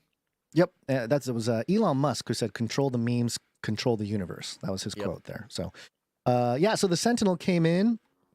He has a note here, just a Monday meme. Love you, Basil, and don't forget your worth and value does not come from your performance, good or bad. Us producers are proud of you and stand by you in the good and bad times. Same goes for you, Gons. 1 Corinthians 5:17 through 21. P.S. I hope this note doesn't get lost. It did not get lost, Sentinel. He runs our Telegram channel there, so thank you for that. Oh, yeah.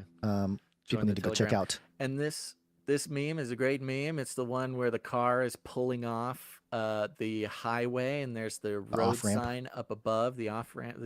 Off-ramp.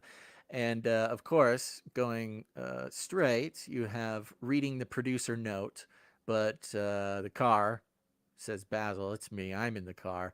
And I'm veering off with smoke flying everywhere for losing the producer note. I will always lose the producer note if I get the chance. Makes sense. 2 Corinthians 5:17 through 21, just because he sent it there, we might as well read as much scripture as possible.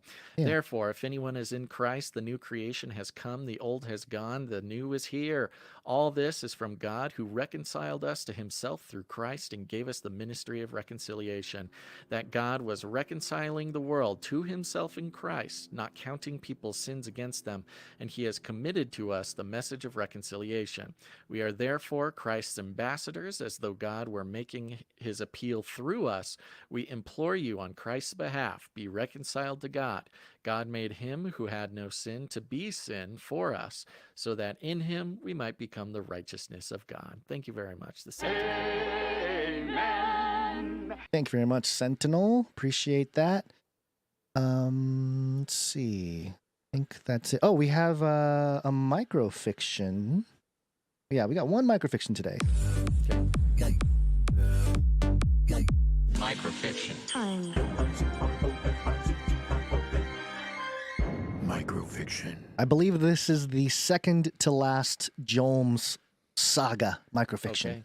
Here we go. The main deck below boots up Tsubi's bedside medical desk. Onboard arms orient themselves, picking out pill bottles, chemicals, and other sterilized items from cold storage. A white pad with a red cross sticker springs up. Nibblers underneath it grab at an ice and gauze pack as it heads to the flight deck. Past the drones of machinery, sliding, slithering, and pads, wall-hugging, all eyes and ears on deck, mapping out the ship's needs and vulnerabilities, spawning newer reports and inquiries.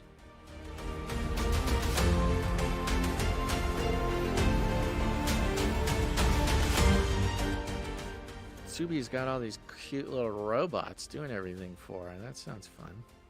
Yeah. I want a bunch of little robots. Yeah, Gabby L is going to get us banned from YouTube. She's talking about bombing something. I don't know. It's really not in good taste. Gabby L. Bomb the site with Basil memes. She's saying make more memes. Yeah, but well, think about the Algo Kings over there. They're going to see that and they'll look at these terrorists over here. They're talking about bombing YouTube. Yeah, they almost took down our PayPal account because of a note somebody left once. Gotta be careful, people. Oh, it's so great. Thank you very much, Jones. Thank you very much to all of our very talented producers. We seem to be in a transitionary phase here. I know the Lord is raising up some new artists and talented producers to help carry on the legacy that so many have come before them. If you want to create something, whether it's memes or art or jingles or music or whatever, you can go over to canarycry.art and upload it there.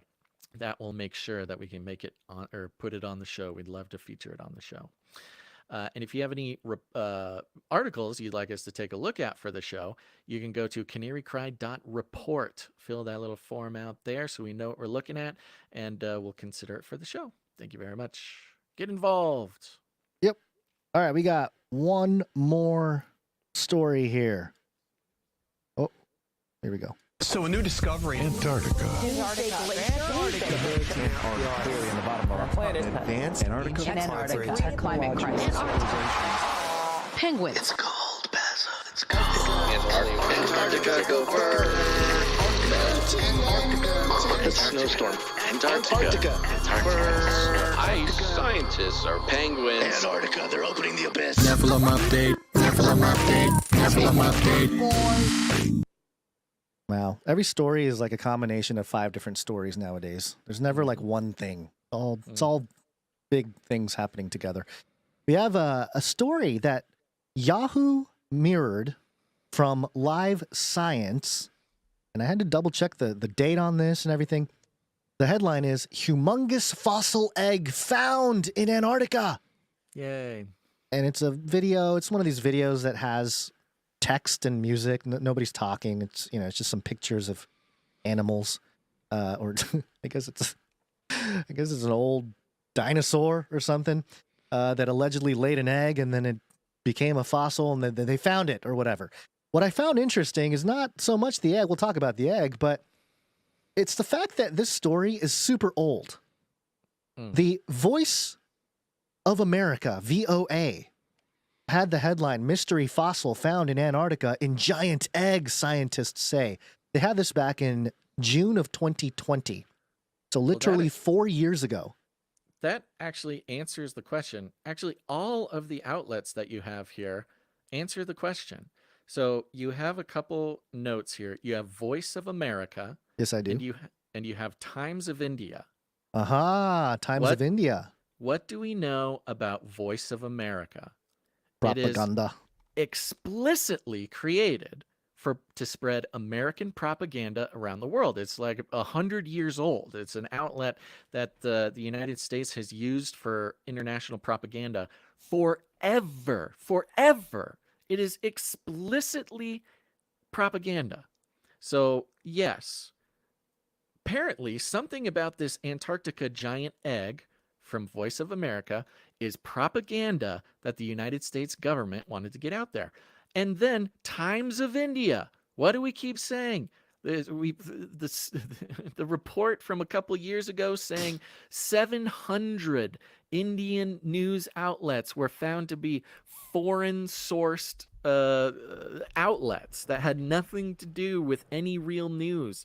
And we know the Smith Month Modernization Act is how the United States intelligence services are allowed legally to propagandize American citizens. They're not allowed to propagandize American citizens, but they are allowed to put propaganda in foreign outlets, for instance, 700 fake Indian news outlets, and then that can be referenced in America. It is the way in which they propagandize American citizens.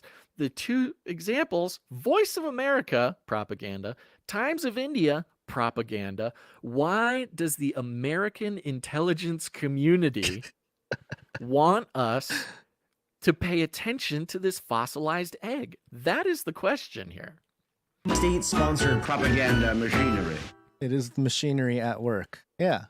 I don't know. I have no idea. I have no idea why they would really want that so badly.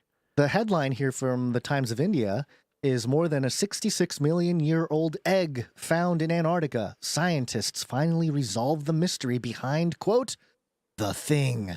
Nice little. So is it like the Marvel character, the Thing? Is that what it is? I can't tell if that's what they're trying to say. Yeah, it does kind of look like the skin of the Thing. You know how he's like a rock man? Yeah, it's kind of this wrinkly looking. It's like a fish egg, you know, it's not hard like a chicken egg. It's like this big, wrinkly looking fossilized egg. It looks like a deflated football. Mosasaur. Yeah, you're right. Deflated is from a mosasaur egg. This is coming from Voice of America. So this is the propaganda they're wanting to give us here.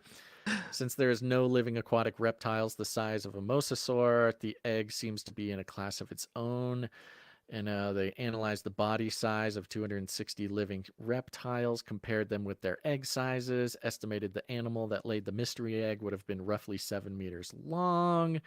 Why does the CIA want us to care about this egg? Because they're telling you, the Indian article told you, they figured out the mystery behind the Thing. It's Benjamin Jacob Grimm, known as the Thing. Oh, he's Fantastic Four. Yeah, okay. I mean, I think, isn't there a thing, like a monster called the Thing that was in Antarctica? Oh, was there? I don't know. Am I connecting too many things? I can maybe do that sometimes. Hold on. Deflated American football. Was that the crazy sort of? Oh, what was it? I don't know. It's a movie. I think if you just search the Thing, I think there's a movie.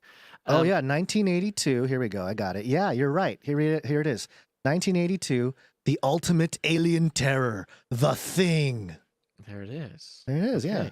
And they do put the Thing in the Voice of America article. They put Thing in quotations. Yeah, I know. Science publication Inverse reports that since the fossil was discovered, researchers referred to it as the Thing, because they could not classify it. Okay. And they said this was found in Antarctica, right? Okay. Okay. Here's the film. Here's the Thing. Here's the little synopsis or whatever of the Thing. A research team in Antarctica is hunted by a shape-shifting alien that assumes the appearance of its victims. This is a shapeshifter egg. This is an alien shapeshifter egg. That's what it is. The CIA wants to hide the alien shapeshifter egg from Antarctica by saying that it's some imaginary gigantic lizard fish. And for whatever reason, they are pushing this through Yahoo and Live Science. Live Science campaign. The Live Science is, man, they're really showing themselves to be sort of the scientific dictatorship arm of the establishment here. Of course. I mean, that is just the weirdest thing. Voice of America, Times of India. We know for a fact that they are propaganda. They've been pushing this. This has been a CIA campaign. It's been an intelligence community. I don't know if it's the CIA. Intelligence community for at least 4 years to get us to care about this ding-dang egg. What in the world? Yeah, they're talking about shape-shifting aliens in Antarctica. That's what it is. I think we figured it out. Solved it. All right. Thanks, everybody, for tuning into this episode of Canary Cry News Talk. We really appreciate you being here. Thank you for participating in every single way that there is to participate. And, of course, thank you to our producers coming in with their time, their talent, or their treasure. It means a lot. It's the only way that this thing can continue. Those of you who joined up at canarycry.tube with a monthly producership, keep a lookout in your inbox for the first phase of invites to the focus group. Oh, my gosh. Sorry, the thing preview is playing and people are blowing up and stuff. I'm sorry, I didn't mean to. Yeah, it's a big thing. I mean, we got to find the clues. Oh, Kurt Russell in there somewhere. We should interview Kurt Russell and talk about this movie. Yeah, there's some other producers who I want to thank. We have not thanked yet. And there are people who help out with their time. Thank you to the timestampers. Timestamp, it's hard work. Timestamp. What is there to say about the timestampers except for their eternal faithfulness and our eternal gratitude for helping us out with timestamping the show? Sometimes it's live. They're the most hardworking producers in the business here, and it goes into so much of our very important stuff.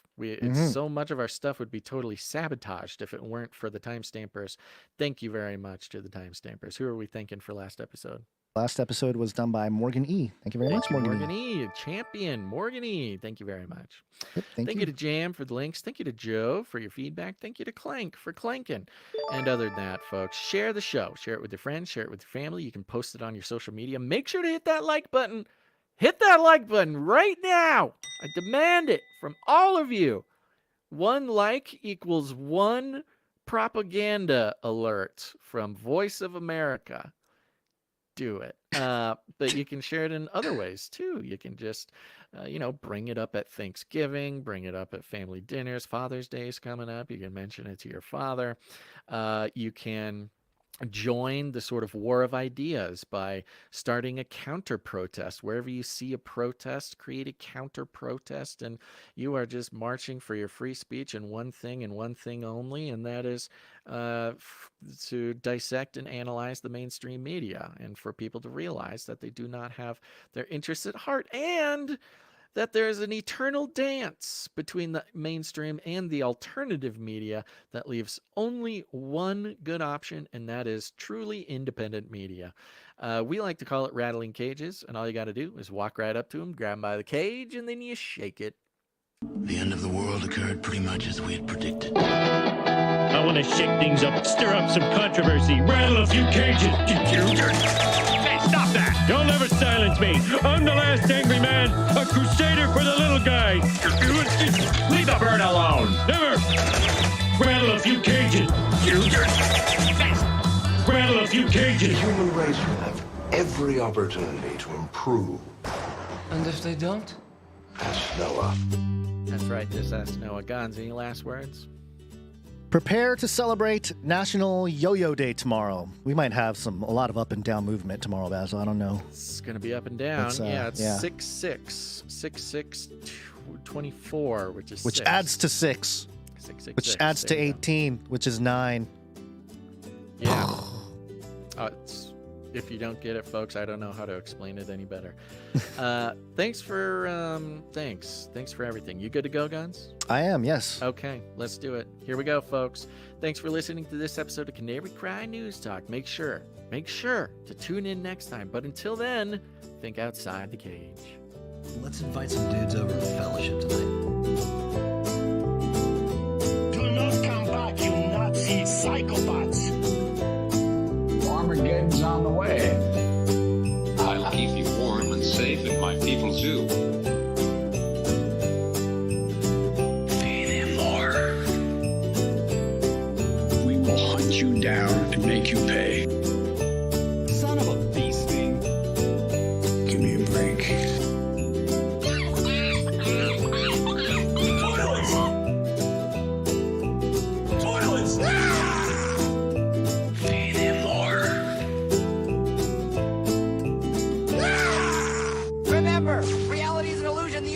hologram. Buy gold. Buy! I mean, it's based on people, human living beings. That's kind of the idea behind live entertainment, because you can watch a video, you can listen to a music on Spotify or whatever. Listen to a music every day. Yes. But there's this spiritual problem where, for the purposes of the vampiric necro-capitalist system that we live in, the beast system requires that they never die, or when they do die, they are easily replaceable by technology. That's kind of the idea. You can listen to a music on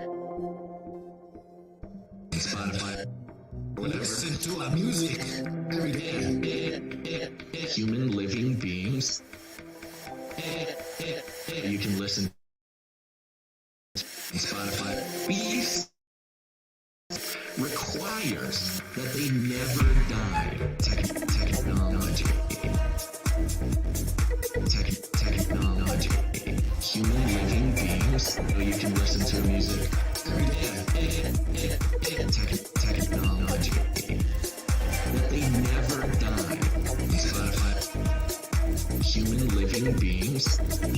Technology. We must always thank God for our brothers, as is right, because our faith grows abundantly, and the love we have for one another increases.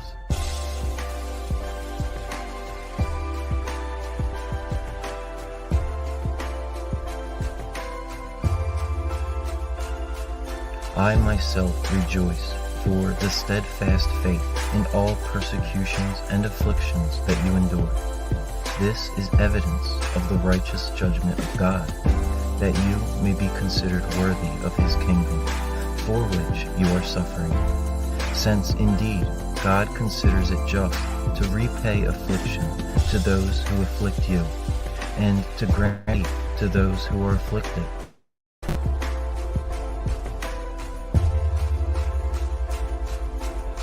When our Lord is revealed from heaven with his mighty angels in flaming fire, he will bring vengeance upon those who do not hearken to the gospel of Christ. They will suffer the punishment of eternal destruction, away from the presence of the Lord. Now concerning the coming of our Lord, and our being gathered together to him, do not be easily shaken in mind, either by a spirit or a spoken word, to the effect that the day has come. Let no one deceive you, for that day will not come unless the great falling away comes first, and the man of lawlessness is revealed. This is the son of destruction, who opposes and exalts himself against every so-called God or object of worship. He will sit in the temple of God and proclaim himself to be God. We must always remember these things. The mystery of lawlessness is already at work, and the one who now restrains it will only do so until he is out of the way. Then the lawless one will be revealed, whom the Lord Jesus will destroy by the breath of his mouth, and bring to nothing by the appearance of his coming.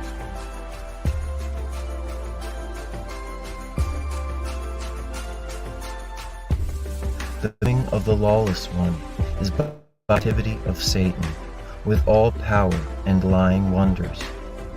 With all wicked deception, those who are perishing refuse to love the truth, and so be saved. Therefore, God sends them a strong delusion, so they believe what is false, and all those who did not believe the truth, but had pleasure in unrighteousness, will be condemned. So then, stand firm, and hold fast to that which you have been taught. The Lord is faithful. He will establish you and guard you against the evil one. May the Lord direct your hearts to the love of God and to the perseverance of Christ Jesus.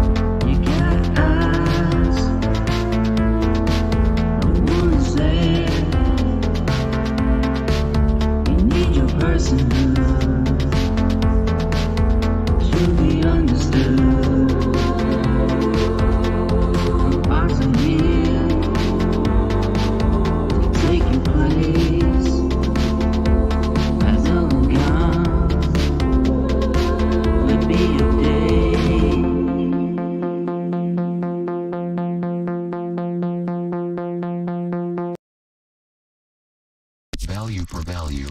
We take no money from corporations, commies, or cartels. Canary, cry, support.